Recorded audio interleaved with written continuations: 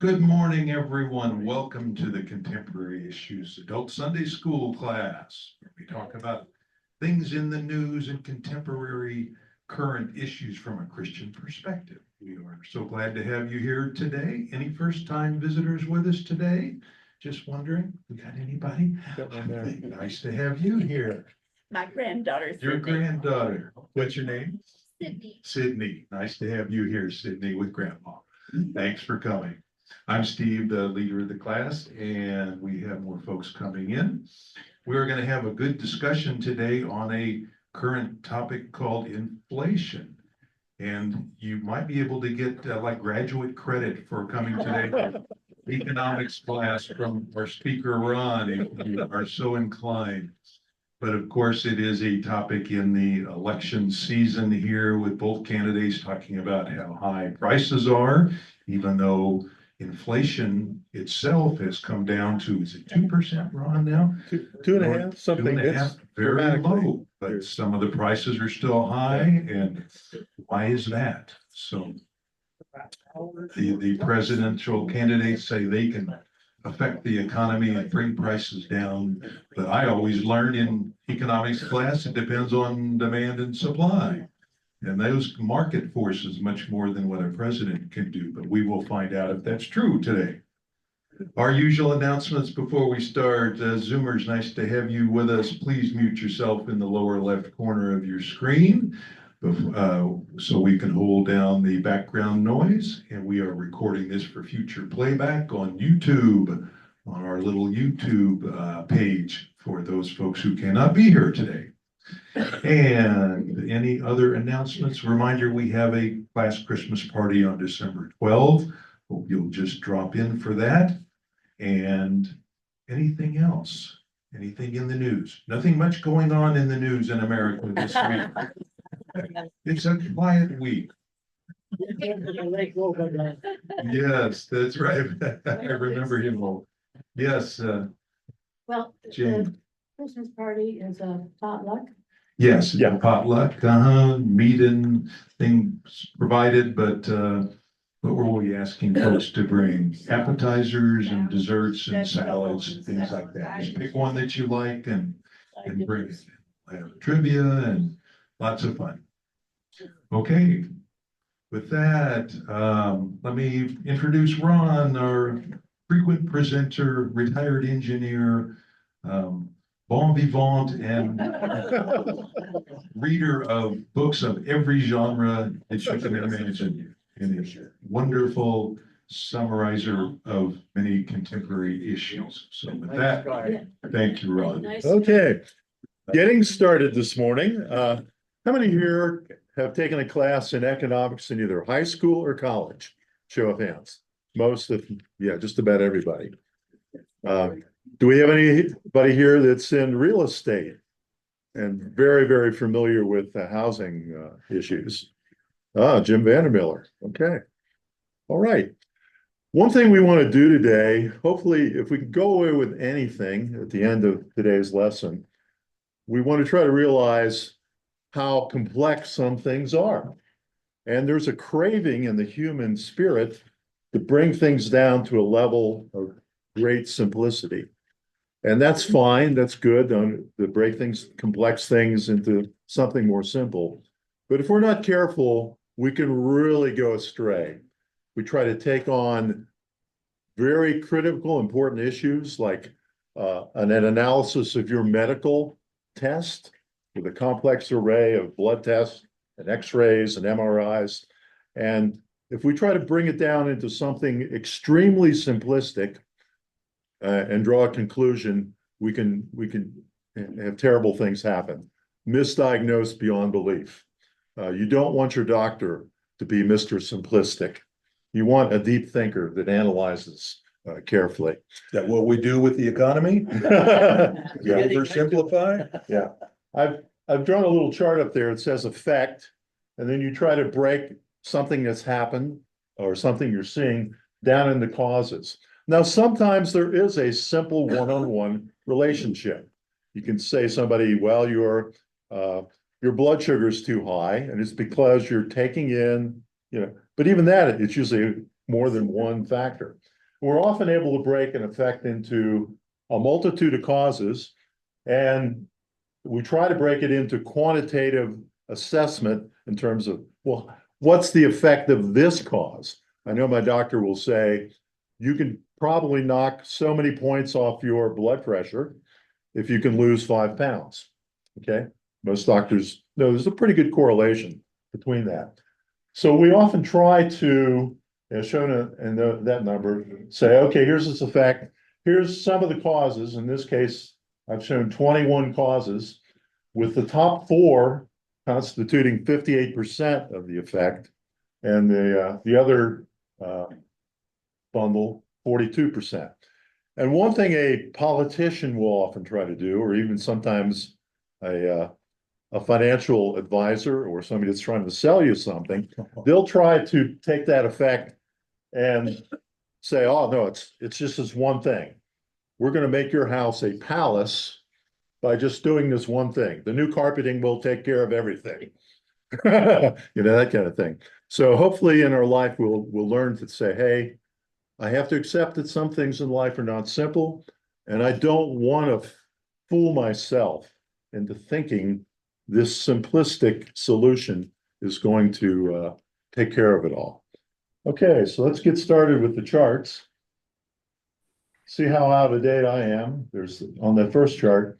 Did anyone ever remember Uncle Scrooge in some Disney comic books or something, who had the money bin that he would dive into and shovel the money around? Also, as an example of inflation and economic hard times, in the right there is a picture of a bread soup line during the early 1930s, during the Great Depression in, I believe, New York City. And then more recently, if you're trying to get a Patrick Mahomes autographed football card, there's one that's on sale this week for a mere $1,295. And that is a good example of inflation. And why? Because everybody wants one, or at least a huge number of people really want that autographed card. Next one. Okay. What is inflation? Well, it's an increase in the prices of goods and services. And the most commonly known one that we talk about all the time in the national news is what they call the CPI, or the Consumer Price Index. And it's a basket of goods and services that economists have put together. And it represents a broad cross-section of products and services that many people use with frequency. They changed that basket composition depending on American households. But I've also shown a couple pictures on that slide. There's a couple who needs lower cost birth control with with a rather large family. And no knock, I appreciate large families and people who have kind hearts are able. But what impacts the budget of that family above, and the guy below, it's single, and he's driving his hot sports car, his personal price index is a whole lot different than the family on top. And I'm going to start by asking even the audience, what are some of the things that constitute big drivers in your baskets of goods and services in terms of things that have a big effect in your life? Homeowners insurance. I'm sorry, homeowners insurance? Okay. Groceries. Groceries. Okay. Gasoline. Gasoline. Okay. That's not a big. And by the way, I also want to mention, for the purposes of today's discussion, I've regrettably cut out talk on healthcare and housing, which are two incredibly important. In fact, they may be the biggest ones for many people in this room. But just to keep the scope of the discussion this morning to 45 minutes, I had to do some condensation. We may come back and do housing and healthcare later, both of which are, by the way, very complex subjects. Somebody says, I've got a simple solution for America's housing crisis. I'll Get out of here. You're kidding yourself. Okay. A good example of the differences in what I call your personal basket of goods services. The cost of road maintenance and construction in Colorado. Our Colorado budget is constrained by Tabor, saying you can only increase the intake of taxes and revenue to equal population increase plus inflation. The problem is with roads, things like asphalt, concrete, aggregates, steel guardrails, and I-beams for bridges. It's the price of those things that drive the cost of highway maintenance and construction. And if you use the price of eggs to compute what you need for highway maintenance, you're off base. Next one. Okay, so inflation. Making things simple, there's really three categories of inflation most economists call. There's one called demand pool.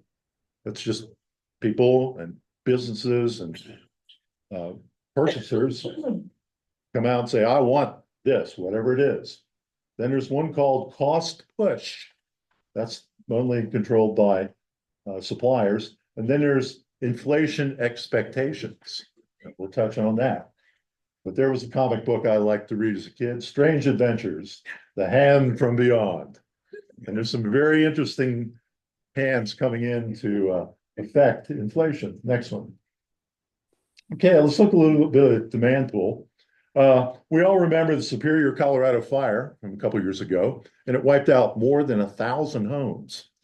That clearly put a demand pool on several cost categories, furniture, appliances, concrete, building materials, plywood, all kinds of stuff.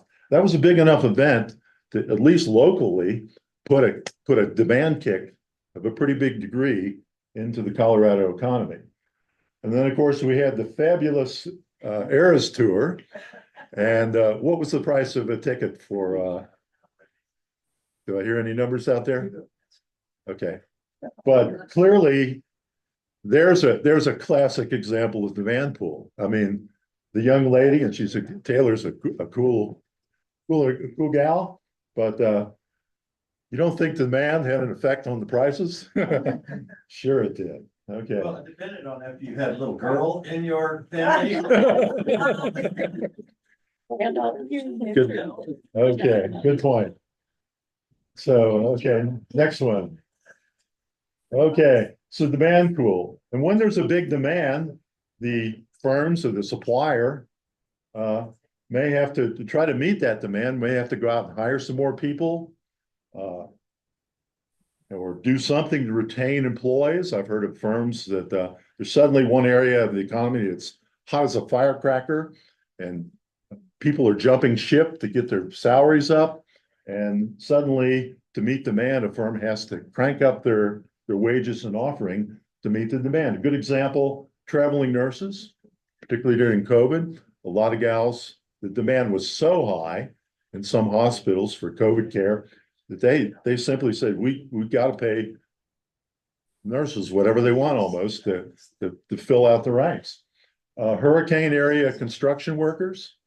My uncle, back when I think it was Hurricane Camila in the 60s, hit Houston area. They got devastated so badly. He was a glazier, a guy that put in windows and glass. And they told him, come on down here to Houston for the summer.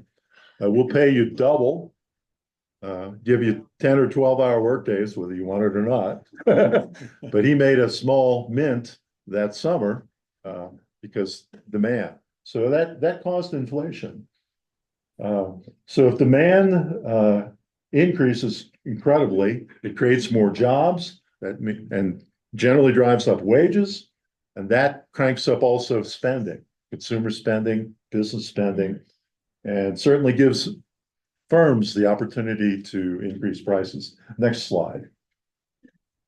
Okay, and then there's the unavoidable conflicts. We are in a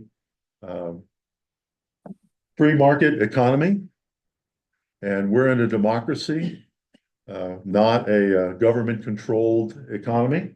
And there's an eternal conflict between high inflation and high unemployment and small wage increases. When you have high unemployment, a lot of people out of work, a semi recession or even a full-blown depression, that drives down demand. That'll almost assuredly knock inflation to zero or even get occasionally a little bit of negative deflation. By the way, people sometimes ask, well, don't we want some deflation? Well, there's some deflation occasionally in a few market areas. But generally, if you look at the United States and the world democracies in terms of their capitalistic systems, inflation is a necessary ingredient. Okay. Deflation means prices going down. Yes, yeah. But generally, economists have said for a healthy capitalistic free market system, you need an inflation rate probably around 2%. And if you go into deflation, that's a whole nother subject, but it will cause serious problems, probably start a depression, run the unemployment through the roof, cause housing issues. So part of our free market economy is to learn that we have inflation all the time and we need a small amount of it. The key is to make sure it's not too much. Note there's a conflict between you want to keep inflation down and keep prices down. You want plenty of low-cost workers. That means you want a lot of immigrants and people that are poor that are willing to work for very low wages. That, on a moralistic aspect, isn't what you like to hear. But the simple fact is, for low prices and low inflation, you want all the immigrants and migrant workers you can. And there comes a real conflict between our moral hearts and our bank book. Note there's also a conflict between international child labor, exploitation of third world countries, and whatever. The more you can exploit third world countries, I heard a PBS special on the Congo, how the Congo had been exploited, both its people and its land, badly. But it's good for the pocketbooks of people in like the United States and Britain, but it's exploiting the Congo. I put a very controversial phrase. Should we reinstitute slavery to curb inflation? I mean, let's face it, slavery was a form of Involuntary servitude. involuntary servitude, and it was a heck of a powerful force to keep inflation under control. So here comes the moral and the Christian dilemma of fighting inflation. Next slide. All right. Cost push inflation. That plot up there is the king crab harvest in Alaska. And you can see between 2000 and 2021, it's in millions of pounds. You don't have to be able to read the numbers to say, oh, wow, the king crab harvest up there is really, really dropping off precipitously. And of course, lack of supply is cutting out free crab night, all you can eat at various restaurants. But there's a case where the supply is dying, and that's causing the price to change. If we have a big oil refinery fire, there aren't that many oil refineries in the world. It's a small number. It's not like there's an oil refinery in every state, by no means. Things like the collapse of a critical bridge, like that bridge that got knocked out in Baltimore. They said that affected what? Something like 10 or 15% of the imports in the United States. A revolution or war in a country supplying critical raw materials, like the Ukrainian war. And again, of course, I mentioned the climate change wipeout of agricultural fishing resources. So that's what we call cost push. And that's when the supply of materials and goods coming to the market falls precipitously, particularly. They can have dramatic effects. Next slide. Some things that have happened recently, we've heard about the computer chip inflation. Supply chain disruptions for those who tried to order cars a year and a half, 2 years ago, when there was a semiconductor. By the way, in 2023, Taiwan Semiconductor Manufacturing Company is the world's largest semiconductor chip manufacturer, and it may be almost the biggest economic worry regarding Taiwan and the potential conquest of Taiwan by China if they move on it. A hugely disproportionate amount of semiconductors come from that one company, TSMC. We don't have to mention chicken and livestock disease, natural disasters, crop failures, fungus, insects, and war have impacted inflation. And some of the handouts we have for today, there's a good handout, one of the first one, that talks about agriculture feels the heat.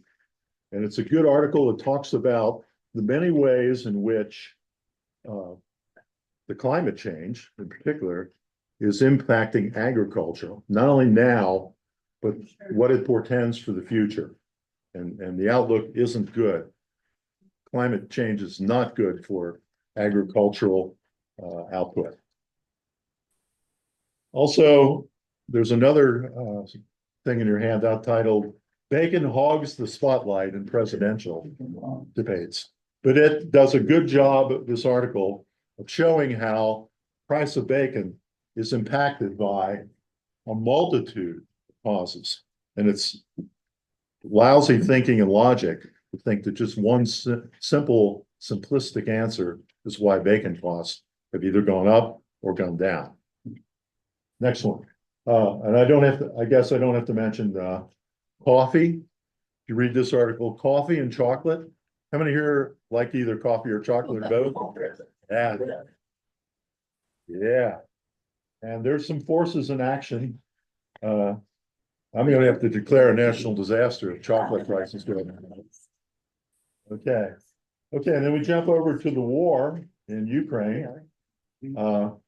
Ukraine had been in the top 5 or 7 of wheat producers, and they've now fallen out of that top list.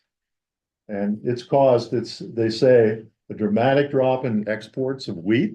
And a lot of that wheat went to Egypt, North Africa, African countries, and has had a dramatic impact. Next slide.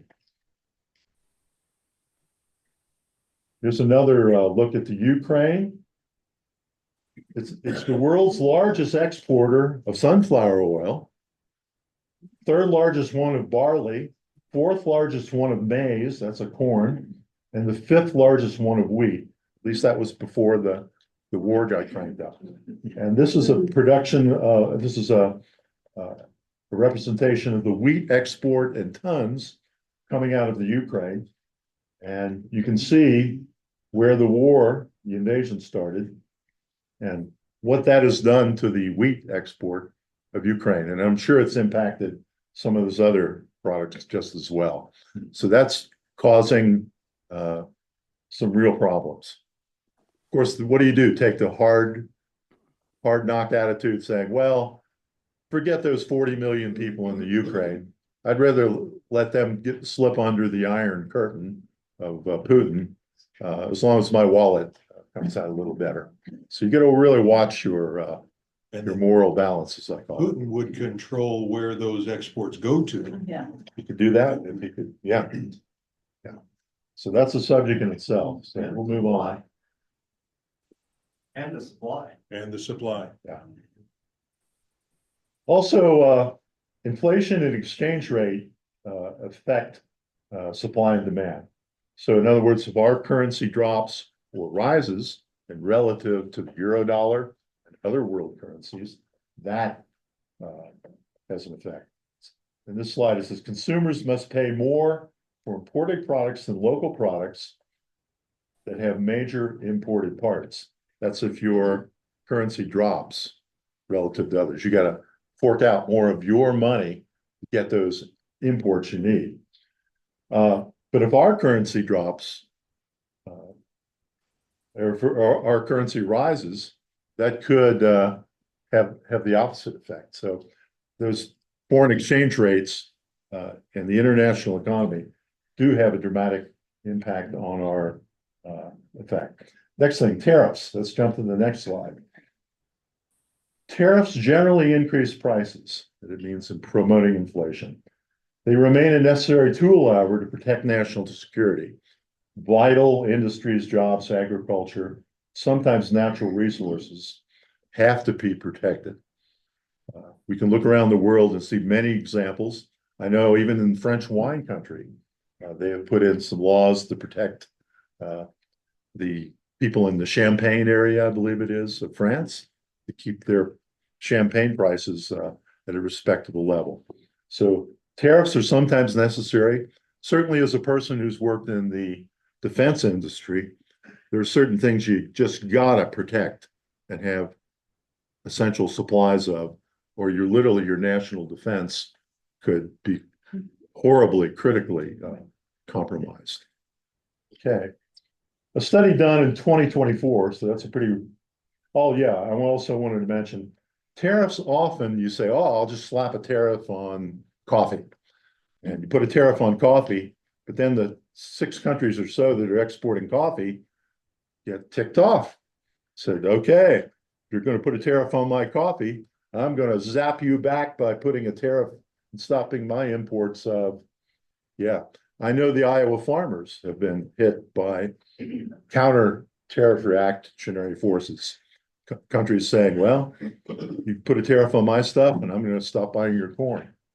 So, Ron, how can we know if Trump's tariff plan is good or bad for the economy? the answer is there's winners and losers. This study, though, done on the fourth bullet, January 2024, study by David Autor concluded that the 2018-2019 tariffs failed to provide economic help to the heartland. So the intent of those Trump tariffs was to provide help to the heartland. And he said it had neither a sizable nor significant effect in regions with newly protected sectors. And the foreign retaliation, by contrast, had a clear negative employment impact. Isn't it also true that additional tariffs will raise prices for everybody in this country? Pretty much true. It's almost a certainty that a tariff will have impact. How many remember the Gordon Lightfoot song Sundown? There was a line in there that I love. Feel like you're winning when you're losing again. Anybody remember that line? And we can do that to ourselves and do that to our economy if we're not careful. Next slide. When I lived in Oak Ridge, Tennessee for about 8 years, they had a World's Fair in Knoxville, just 20 miles away. And they built up, the World's Fair was pretty much a success, but they overhyped it. They told the people that, man, we're gonna have so many visitors coming in here. You can rent your doghouse for $200 a night. You know, get that empty room upstairs and rent it out.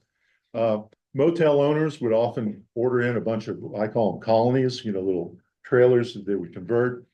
And the influx of tourism overnight rentals was almost nothing. People were driving to Knoxville and could go home to their major Eastern United States places the next day. And it just didn't help the hotel and the housing industry much at all. Great expectations. Expectations of something we think is going to happen can have tremendous inflationary expectancy. We've seen that during COVID. Remember when there was a run on toilet paper? Yeah. So there's a t-shirt you can have. I survived the great toilet. But and Dickens had a great book, Great Expectations. So prices can go all over the place and we can get tremendous inflation just by the public thinking, this is going to happen. I need to build a fallout shelter tomorrow before the Russians attack. Yeah. So that's what they call expectation. And the stock market is driven heavily by that. All right. August 2024 prices compared to pre-pandemic you can't read much of the numbers, but the events had a dramatic impact on inflation. And it drove up particularly motor vehicles and parts, furnishings, durable household equipment, durable equipment. Those kind of things really went up. Whereas actually healthcare, financial services dropped a bit. So the COVID pandemic it was like a war, really. Next slide. How many saw Chicken Run, a little humorous movie? Anybody? Okay, I've heard that's pretty funny, but this was a report from August this year, pretty recent, up to date. What's caused the prices of eggs to go up so much? And chicken feed is one of the biggest factors, not the only factor. And chicken feed prices have been increasing for a number of reasons. They're now fermenting chicken feed in order for it to last longer. But also the bird flu is having a big effect. They said they've lost like 40 million hens to bird flu recently. And the farmers need to get out there and disinfect their water bowls, their food bowls, and other areas, try to keep the Asian flu under control. And they've had to take out some of the chicken populations that have been significantly impacted by the avian flu. More chickens getting sick, larger demand for chickens. Here's a classic example of don't blame the president or the Congress on this one. Next one. And of course, COVID. COVID was like a war. It didn't kill exclusively young men and women between 18 and 25 that were soldiers. It concentrated more on the older population and the more vulnerable, but nonetheless, it was like a war. And if we really look at the death tallies and how they were distributed around the world, COVID was like a war. And it had as much economic impact as some of the big wars. And But Ron, yeah, but of course, Trump says that Biden could have taken actions that made the economy better. Is that accurate? yes and no. I think the next slide shows it. There's the government got pinched between two lose-lose situations during COVID. They had to, number one, decide, do we do anything? Let's face it, a lot of businesses were failing, and the government made a decision. There was a good, strong bipartisan bill to pour some money into the economy to try to save everything from dentist offices to small butcher shops, everything. And so it was a choice saying, we've got to throw all this money in to try to rescue, including the stimulus checks that probably went to everybody in this room. But did that do some inflation damage? Yes. Was it the only factor? No. It was a factor. It was maybe 20% of it. Did they overdo the stimulus? Probably. But that's easy to do as an armchair post-game quarterback than when we were in the heat of it. So it's hard to say to come down too hard on the government and say you shouldn't have put that much stimulus money out there when, let's face it, it was a hell of a crisis. And businesses and people needed that money. Okay. So, yeah, so that was the thing. And remember, that was by no means the single driving factor. It was the other factors of COVID that had tremendous impact. Tore up supply chains almost completely. I know I ordered a bookcase during that time, and I paid a rather obscene amount of money for that bookcase that a year later it was less than half the cost, just because wood products and bookcases really got zapped by COVID. You didn't get it at IKEA? Okay. I don't know if this is one of your handouts or not. This shows the gross domestic product annual growth rate over the period from 1990 to 2023. Is that in the handout? I think it is. All we get from this is that hopefully, as a strong, vibrant economy like the United States is, we do get good annual growth rate. But we can definitely see where the financial crisis of 2008 and 9 had a dramatic effect on the gross domestic product, and the COVID. You don't have to look long and say which year was the COVID to see. So all this tells us is you've got to look at the overall economic picture, and prices are going to have some strong correlation to that. And the presidents in general take too much credit and take too much blame for what you see there. All right, I know I read in the paper this morning even that just about every free democracy in the world, the leadership has caught hell for inflation and been blamed for the inflation kicked in by COVID. So this is not just something in the United States. It's not like Trump or Biden caused the inflation. COVID. More than that, the Federal Reserve has a big power. And our legislation, all of our laws make it absolutely impossible for the president or the Congress to impact the Federal Reserve. They can operate totally independently. And so to give credit or blame to the legislature or to the executive branch for a department that they have no control over, it makes absolutely no sense. Okay. All right, next slide. It doesn't have any reserves. All right. Food prices changed in the last 4 years. First 6 months of 2024, that's relatively recent. Grocery prices rose 1.1% in general. Study of the pandemic said that, again, it was COVID that really drove the food prices through the roof. Consumers turned away from dining out. They stockpiled groceries. Workers became infected with COVID, making it harder to staff the stores. Meat processing plants had tremendous outbreaks among their workers, COVID. And of course, the invasion of Ukraine has had a dramatic. Eggs have doubled in the last 4 years from $1.55 to $3. Cereal and bakery products have climbed 25%. Fruits and vegetables up about 14%. And they've started going down since those numbers. Yeah. They're coming down now. What was the cost of gasoline and diesel fuel? Was there a cost and effect there on the food? We're going to get to that in a couple slides. We need to move along quickly. Okay, next one. Grocery prices.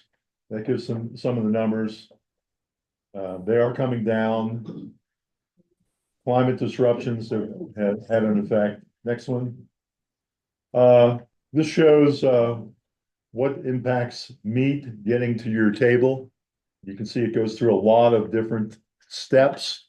Everything from growing feed and getting fertilizers, raising cattle, food processing. So there's a lot of things that impact the cost of a steak or a pound of hamburger. Next one. Price of gasoline. Gasoline prices change rapidly if something disrupts the crude oil supplies, refinery operations, or gasoline pipeline deliveries. Remember, petroleum companies are international entities, at least in the United States. They're not nationalized like some of the Arabian countries. And the crude oil prices reached record highs in 2008. We're past that. Next slide. This is a pretty good one. Gasoline demand and retail price. The economists that study this say it's pretty much the demand, worldwide demand, that drives gas price. This shows the price of gasoline, dollars per gallon. And the demand is the blue, the bars, and the price is the orange. And you can see there's pretty much a correlation between the top of the blue bars and the orange curve. So it's demand that's driving it. And they say right now what's having a positive effect on gas prices for us is the demand in China has dropped back. Their economy has slumped a good bit, or at least the rate of GDP growth has dropped off. Next slide. How much did the ending of fracking cause any of this increase? I'm glad you asked that question. If you hold up, do you have this chart? Yep. Okay, you look at this, this data is outdated a bit, although the general accuracy of it and trends is good. This shows the production costs per barrel for oil, okay? And this shows that Saudi Arabia, Iran, and Iraq can produce a barrel of oil for a dramatically less price than we can. In fact, on that chart, it shows the cost of US non-shale oil and US shale oil. And you can see where the cost for shale oil from the US is at least, what, double or triple? What it costs for Iran or Iraq to just open a valve and get it out of the ground. And we can see how much the United Kingdom has to pay to produce oil there. They have to go out into the North Sea, build platforms out on the high seas, et cetera, et cetera. So this tells us that price it's very dependent. Now, yes, if we cut our shale production, it has some impact, but not nearly as much as you might think. Next slide. And there, that shows some of the components of the cost of gasoline. The cost of the crude oil is a major one. And let's go back to slide 27, or up to slide 27, up to slide 20, it's down one. And that's a plot of US average monthly gasoline and crude oil prices. You can see they're not steady, they go up and down. That only shows it through January of 2021, so the data is a little bit, but it does show they vary a great deal. Next one, 28, or that's 29. There we go. Gas prices. Here's the gasoline consumption of the nations of the world. And US leads the world in gasoline consumption. And China is about, what, that's actually less than half. There may be only 35–40% of our demand. But Brazil and Russia come in at third and fourth, India, Canada. But you can definitely see where, even though we're the top dog, we're the gas hog. When you add the second through 10th runner-ups in that list, still there's a tremendous amount of demand coming from elsewhere. And that has a dramatic effect on what we pay. Okay, I think I've hit most of the key bars. Let's get into some, the key thing to remember is the US is US is a net exporter of petroleum products. And we are also now top dog in terms of producer of petroleum products. But it's a little bit tricky because a couple things I want to point out. Number one, we can have gas going out of Long Beach, California on massive tankers. At the same time, we have gas coming in to, say, Baltimore or Houston. So the supply chains, if you draw the maps, they're going all over the place. And so we're both a major importer and a major exporter of oil. And the president can't pick up a phone and just call, hello, Exxon, I want you to cut the price of oil that you're sending to Japan. But Trump says he's gonna drill, baby, drill, and that'll make gas go to $2 a barrel. That's the impression that he gives. Is that true? I don't think, no, I don't think the oil companies, because the oil companies don't follow his demand. And they're also gonna take the oil from where it makes sense to at the moment. And- In effect, we could blame Dwight Eisenhower for the tremendous amount of gasoline that we use because of his interstate highway. All I'm saying is that Europe went to trains and pipes, et cetera. But in order, if we could go all the way back to Eisenhower, blaming him because of what he saw in Germany. The four-lane highway. That's where he got the idea. After Chrysler made his 4-lane highway, hey, let's do that in the United States. Well, at that time, gasoline was like 20 cents a gallon. Okay? Mhm. All I'm saying is that we could go all the way back there with this cause and effect, Okay, I'll give you. all right.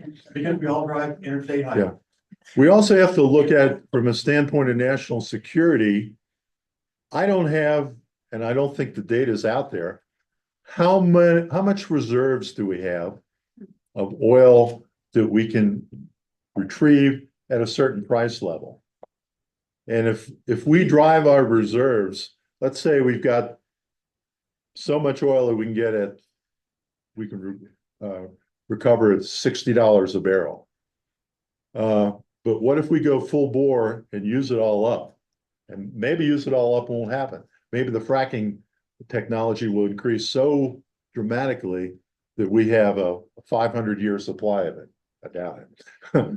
No, we don't have it. But the nation has to ask, do I burn through my more easily cherry-picked oil and go for it and burn it up in the next 10 years? Or do I make it last and use some oil imports from external sources? Well, Ron, in that regard, what about water? For us in the West, that's, yeah, almost more of an issue than oil. Well, water It's like- is one of the biggest issues. Well, there's another issue about oil. Being an environmentalist, there's an awful lot of people that are saying that it's going to be absolutely necessary for the United States and the world to wean themselves off of oil within the next 20 years, or else we won't be here to drive any cars. Because the amount of carbon that is in the atmosphere is going to change things so dramatically that we won't be able to have a society. We have to wean ourselves. That's going to impact the supply and demand. Right. Yeah. And that's worldwide. Yeah. Worldwide attitude that Yeah. we're really making commitment Right. to wean ourselves off of carbon. And again, the article we passed out about the climate change effect that it's having on agriculture. We're getting, the frog is boiling slowly right now with climate change. What about electric? What about what? Electric power? You know, like the Well- sun and the wind. Oh, okay, solar, other sources. Yeah, it's clear. So I think any reasonable thinker that we need to further develop all those. Batteries, the solar panel, things like that. Yes. Demand for lithium is. Yeah. We've got about 9 minutes left. I want to give our Zoomers a chance to ask a question or make a comment if Bruce or Susan or Doug or anybody does. Jump right in. Don't feel like you're interrupting us. Yes, I do have an opinion, and that is, in terms of just the impact in inflation and expectations, I think a contributing factor is those of us that own stock have an expectation that the companies that we are owning shares in will meet our expectations in growth. And when that happens, then they are going to add prices, they're going to cut costs, they're going to make every attempt to fulfill the expectation. And that really only then supports about 40% of the population in the United States, because not everyone owns stock. Yeah. Corporate greed, is that it, Doug? Well, yeah, and I was in it for 40 years, so I understand it perfectly. Well, that begs the question, is Kamala Harris really going to be able to put price controls on certain things to curb corporate greed? No. With the supply No. of those things. Can she really do that? We don't have much a history of price controls in America, do we, Ron? No, the one I remember was right after I was graduating from college, Nixon put on price limits. Yeah.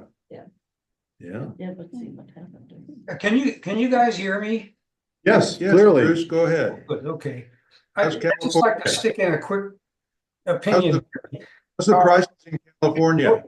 One of my very favorite authors of all time is Thomas Sowell, who's an economist. He's very old now. He's pretty much retired, but there's a lot of real economic wisdom in the books that he's written. So. What's his name again? Thomas Sowell. Thomas Sowell, Sowell. He's wonderful. Okay, thank you. Jim, Ron. or go ahead. That's very confusing to everybody is, and I'm a housing person. I was a real estate appraiser for a long time. And so, people don't understand that people reporting this are mixing numbers. They are talking about a percentage of increases. And then all of a sudden they see tables that are annual percentages. And most of the tables that you see that are annual percentages are compound interest tables. And compound interest tables are very different from when you start talking about simple interest tables. And I have an example for that. That happened to me just last week. Our homeowners association wants to do some stuff and they want to raise our homeowners fees.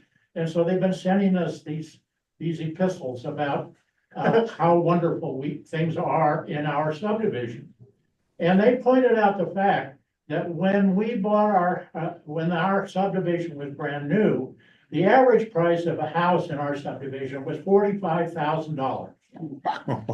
So, and that was in 1975, basically. $45,000 in 1975. The average price of a house in our subdivision now is somewhere around $565,000. And then this guy who was writing this letter computed the percentage of increase up there, which was some monumental increase, as we could all see. So, appraiser Jim takes out his little financial calculator and sticks $45,000 in his present value and $565,000 as future value and 51 years. And guess what the annual inflation rate is? 5.2%. Okay. Now, how many of us would not expect that our house would go up 5% every year? I mean, that's nominal. And everybody in our neighborhood, but if you start looking at the tables, especially gross domestic product tables, every one of those little percentages are compound interest percentages. That means that the percentage increase is calculated on how much it was at the beginning of last year, 1 year. Okay. If you start adding up all those things, you start getting to magnificently huge inflation tables. Good point, Jim. Thank you. Jim Holmes on Zoom has a comment or question. Go ahead, Jim. I'd like to get everyone's perspective about the grocery stores, the chains of Kroger purchasing all of the Skaggs Albertsons or Safeway stores. It's not because I'm hungry right now. It's because I've seen the prices go up so rapidly, and I'm concerned about, they say that they're selling off 200 stores. I'm not sure how competitive they're able to be after the merger. That really concerns me a lot. And I've talked to several employees when I'm in the store, and everybody says it's going to be good for the employees, but I haven't heard much from the employees. So that's my concern. Has that merger been approved? either.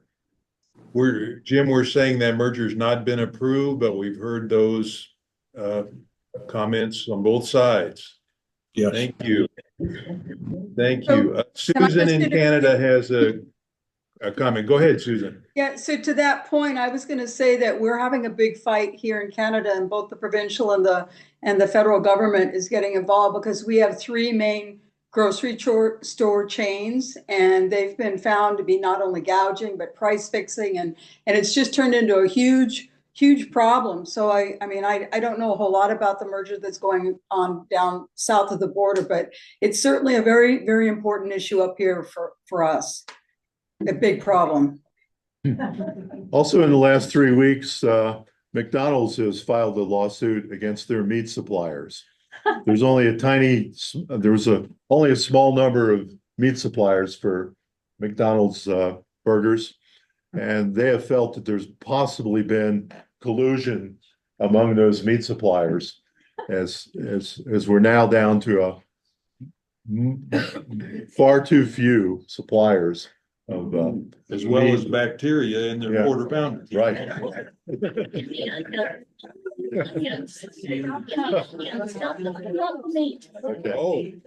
Yeah. Yeah. Well, Once a week.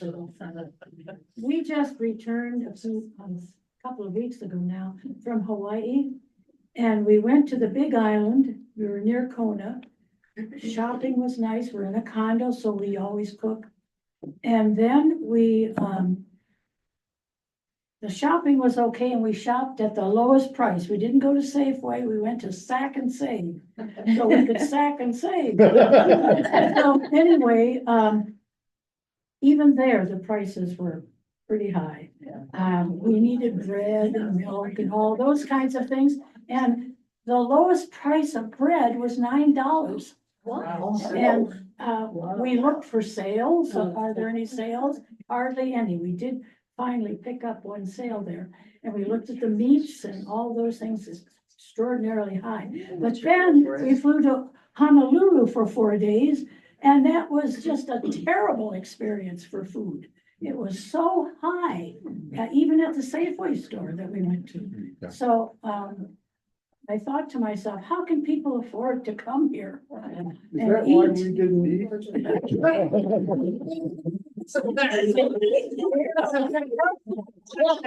I don't think he looked like he swore. So anyway, imagine that. I know Colorado compared to some places where other family members live in the continental or the Big Island, the mainland as it's called.